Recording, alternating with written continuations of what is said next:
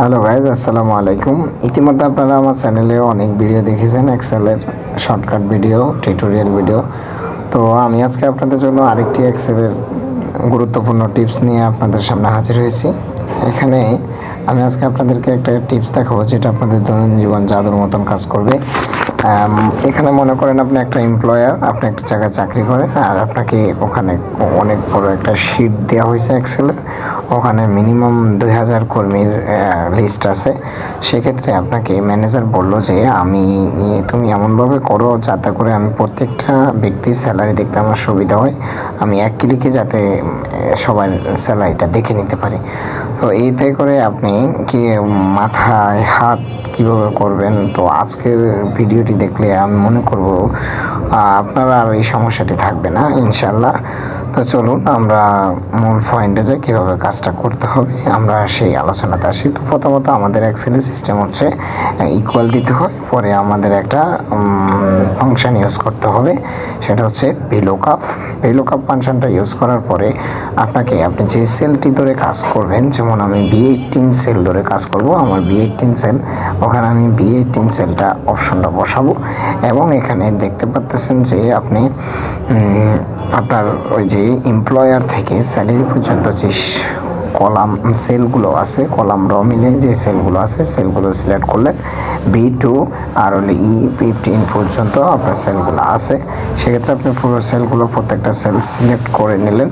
নেওয়ার পরে এখানে দেখেন আপনার এমপ্লয়ার, ডিপার্টমেন্ট, অ্যাড্রেস, স্যালারি, এই চারটা কিন্তু আপনার কলাম আছে। এখানে আপনি এই জন্য 4 লিখবেন, তারপর কমা দিয়ে আমাদের এখানে সূত্র অনুযায়ী এক্সাক্ট মিল আসার জন্য বা আপনি পুরোপুরি ফুল অ্যান্সার পাওয়ার জন্য আপনাকে এখানে ফলস কথাটা লিখতে হবে এবং আপনি ব্র্যাকেট ক্লোজ করবেন। ব্র্যাকেট ক্লোজ করার পরে এন্টার প্রেস করতে হবে। এন্টার প্রেস করার পরে দেখেন এখানে একটা হ্যাজ অ্যান অবলিক অপশন আসছে। তো এটা আসছে, ঠিক আছে। এখন আপনি দেখেন, আপনি যদি বাম দিকে যার নাম লিখবেন, যে এমপ্লয়ের নাম লিখবেন, তার কিন্তু স্যালারিটা চলে আসছে। এমপ্লয়ারের নাম লেখার সাথে সাথে তার স্যালারিটা কিন্তু চলে আসছে।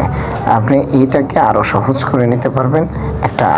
আপনার হচ্ছে যেমন এখানে তো লেখা লাগছে, আপনি কিন্তু এখন আর লেখা লাগবে না, আপনার এখানে শুধুমাত্র সিলেক্ট করতে হবে। তো এটা কীভাবে করতে হয়, আমাদের প্রথমত আমরা এটা করার জন্য আমরা কিবোর্ড থেকে Alt+V প্রেস করব। প্রেস করার পরে আমাদের সামনে একটি ডায়লগ বক্স আসবে। ডায়লগ বক্সটি আসার পরে দেখেন এই যে ডায়লগ বক্সটা আসছে। এখন আপনি নিচে থেকে এখানে লিস্ট অপশনে ক্লিক করবেন। এই যে লিস্ট অপশনে ক্লিক করার পরে নিচে যে খালি ঘরটা রয়েছে ওই ঘরের মধ্যে আপনাকে কিছু অপশন লিখতে হবে। তো আপনি কী করবেন, এমপ্লয়ার যে কলামটা আছে, কলামটা আপনি শুরু থেকে পুরোটা সিলেক্ট করে দেবেন। পুরোটা সিলেক্ট করে দেওয়ার পরে দেখেন এখানে আপনার কলামটা প্রত্যেকটা সেলওয়ারই কিন্তু নাম অনুযায়ী চলে আসছে। এখন আপনি আর কিছুই করার, জাস্ট ওকে প্রেস করবেন। ওকে প্রেস করার পরে দেখেন আপনি স্যালারির ওখানে কিন্তু একটা অ্যারো চিহ্ন জাতীয় একটা অ্যারো আসছে। ওখানে আপনার যেমন নাম সিলেক্ট করলে প্রত্যেকটা নামই দেখেন আলাদা আলাদা করে দেওয়া আছে এবং আপনি নাম সিলেক্ট করতেছেন আর কিন্তু স্যালারিগুলো ওখানে শো করতেছে।